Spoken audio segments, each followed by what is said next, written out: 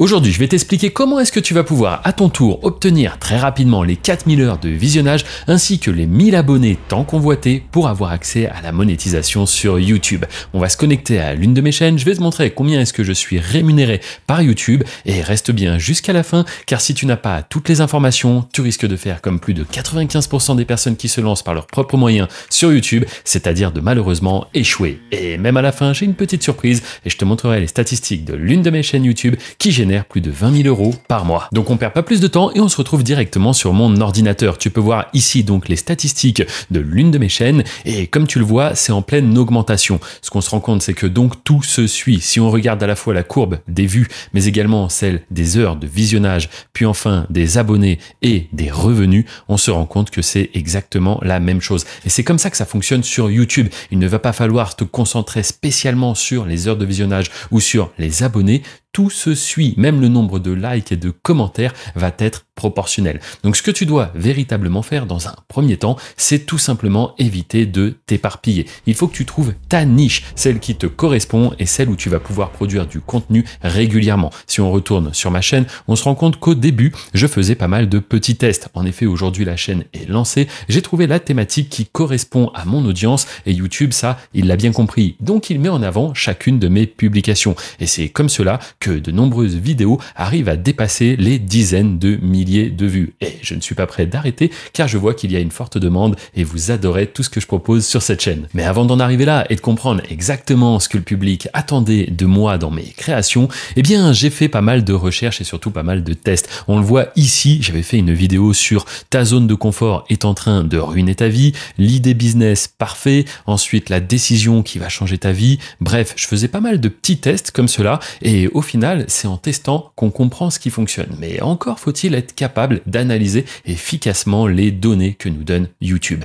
Et c'est ce qu'on va regarder tout de suite en allant du coup sur l'une de mes vidéos, par exemple celle-ci qui a plutôt bien fonctionné. En effet, cette vidéo totalise à elle seule plus de 5000 heures de visionnage. Je te rappelle qu'il en faut seulement 4000 pour être monétisé. Donc là, c'est bon. Et au niveau des abonnés, c'est la même chose. Cette vidéo a totalisé à elle seule, une fois de plus de 4000 abonnés. Donc vraiment, là, il y a les deux critères qui sont déjà remplis avec une seule vidéo. Mais dit comme ça paraît simple. Maintenant, comment est-ce que j'ai fait pour réussir à faire des vidéos qui performent autant? Alors là, il va falloir analyser un peu plus dans le détail. On va prendre par exemple une autre vidéo. Celle-ci, tu vois, elle a donc totalisé 3000 heures de visionnage et 1800 abonnés. Une fois de plus, les courbes se suivent, comme je te l'ai dit juste avant. Et du coup, tu le sais bien, sur YouTube, quand tu fais des vues, tu génères des revenus. Alors, ce qu'on va regarder ensemble, c'est tout simplement la courbe de rétention. En effet, c'est très important. Une fois que tu as trouvé la thématique, la niche qui te correspond, là où tu peux produire du contenu efficacement et surtout à partir du moment où vraiment tu sais que les spectateurs vont être intéressés par ce contenu que tu proposes, eh bien, il faut prendre le temps d'analyser tes courbes de rétention. On voit au début une grosse baisse. En effet, je passe donc quasiment de 100% de l'audience, ce qui est normal. Au début, tout le monde clique à directement 57%. Donc, je perds presque la moitié, un bon tiers des spectateurs dans les premières secondes de la vidéo. À 25 secondes, il n'y a déjà plus que 57% des spectateurs. Mais ensuite, on voit que ça remonte un peu, sûrement parce que je dis quelque chose d'intéressant. Puis après, ça redescend, ça redescend. Et le but, c'est vraiment de limiter comme cela la perte de spectateurs tout au long de ta vidéo. C'est ce qu'on appelle ici une courbe de rétention.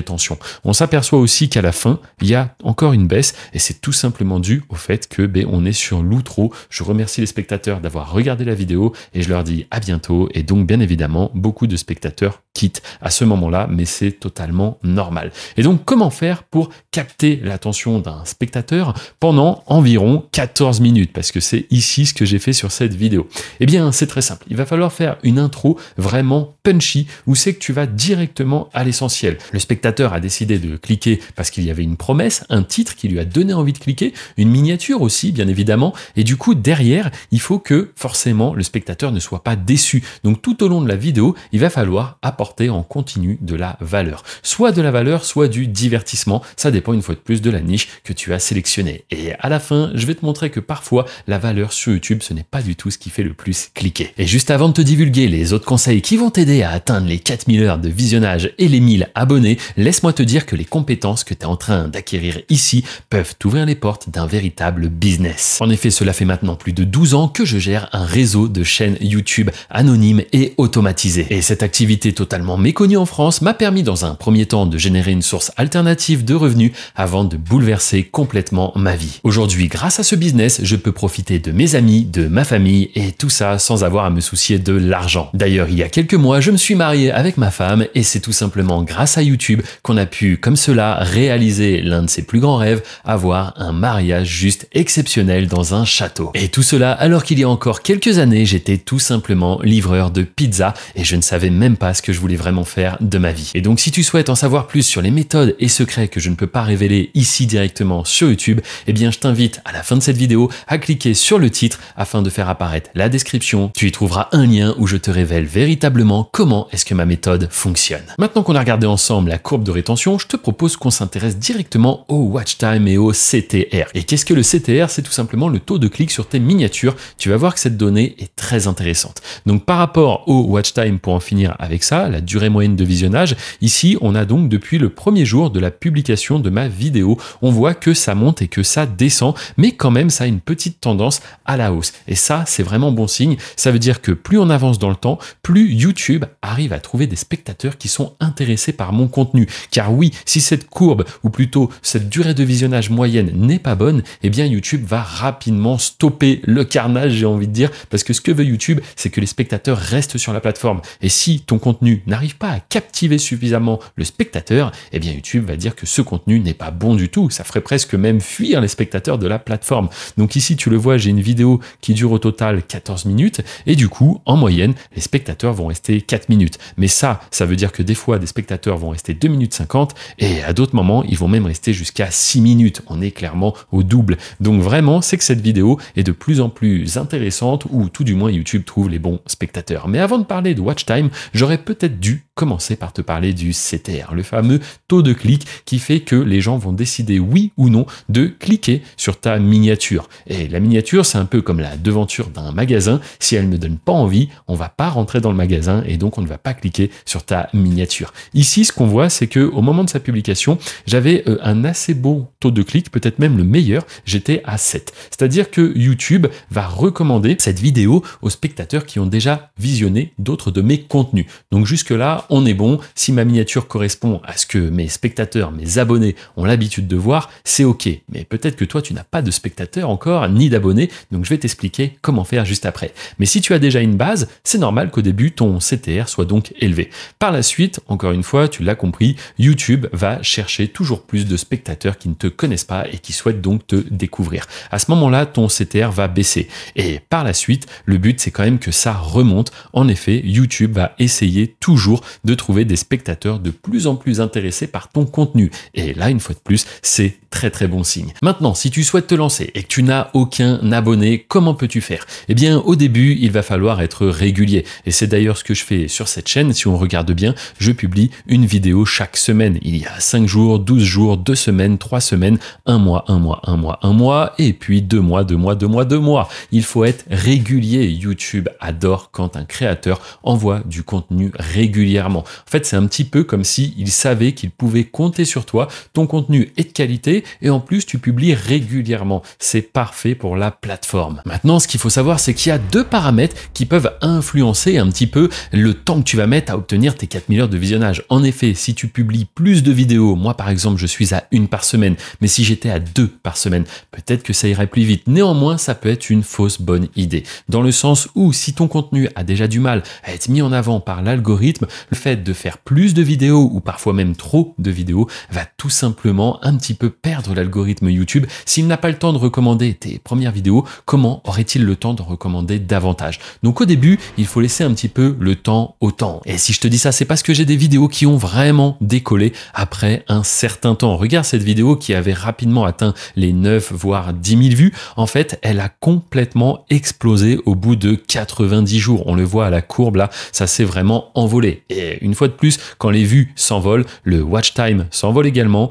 ainsi que les abonnés et bien évidemment les revenus aussi. Et ça, je l'ai eu sur plusieurs vidéos. Tu as également cette vidéo qui a fait exactement le même schéma et bientôt, cette vidéo à elle seule va réussir à totaliser presque 4000 heures de visionnage. On y est presque, on est à plus de 3800 et pour les abonnés, c'est déjà bon. Cette vidéo toute seule a aussi généré plus de 1000 abonnés. Un autre paramètre qui lui aussi va influencer du coup combien de temps tu mettras pour obtenir tes 4000 heures de visionnage, eh bien c'est tout simplement la durée de tes vidéos. En effet, plus tes vidéos sont longues, eh bien plus les spectateurs vont passer du temps à les regarder. Et si elles sont intéressantes, pertinentes, qu'elles captivent comme cela l'attention des spectateurs, eh bien à ce moment-là, forcément, tu feras plus de watch time plus rapidement. Mais attention, j'en vois déjà qui vont du coup se concentrer à faire des vidéos simplement longues et pas intéressantes. Et à ce moment-là, rappelle-toi que si le contenu n'est pas captivant, YouTube te mettra moins en avant. Et comme je le disais juste avant, pour réussir sur YouTube, tu n'es pas obligé d'apporter véritablement de la valeur. Tu peux aussi juste créer du divertissement.